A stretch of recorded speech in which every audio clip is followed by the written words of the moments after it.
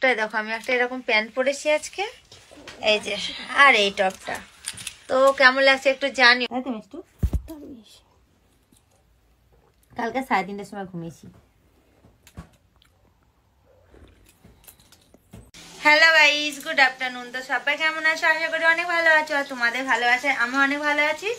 তো এ দেখো আমি এখন রান্না করছি। তো চলো এখন থেকে আমার সঙ্গে থাকো, ঠিক আছে? আর আমার পরিবারের যদি কোনো নতুন সদস্য এসে থাকো চ্যানেলে, তাহলে যা যা পোস্ট করবো নোটিফিকেশনগুলো তোমাদের ফোনে অটোমেটিক পৌঁছে যাবে।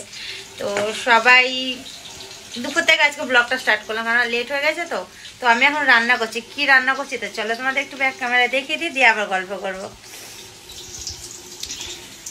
তো এই দেখো আমি এখন রান্না বসিয়েছি। তো এটা কি হচ্ছে জানো তো? এটা হলো চিকেন দিয়ে বাঁধাকপি, পেঁয়াজ, লঙ্কা, আদা, রসুন সব কিছু দিয়ে একদম পকোড়া করছি।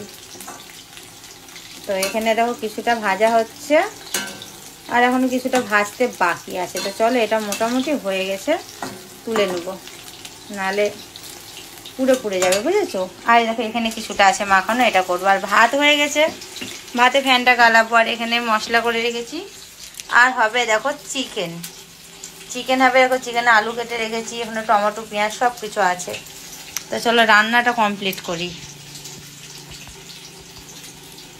তো গাইস দেখো চিকেন পকোড়া পুরো রেডি হয়ে গেছে, খুব সুন্দর স্বাদ হয়েছে খেতে। আর দেখো চিকেনে আলু ভেজে নিয়েছি, আর এখানে দেখো পেঁয়াজ, টমেটো আছে, আর চিকেনটা একটু ভাজতে দিয়েছি। তোমরা তো সবাই জানো চিকেন না ভেজে আমি রান্না করি না, একটু ভেজে নিয়েই রান্না করি, তাহলে আঁচটানি গন্ধটা থাকে না। আর চলো চিকেন পকোড়াটা খেয়ে দেখি কেমন হয়েছে।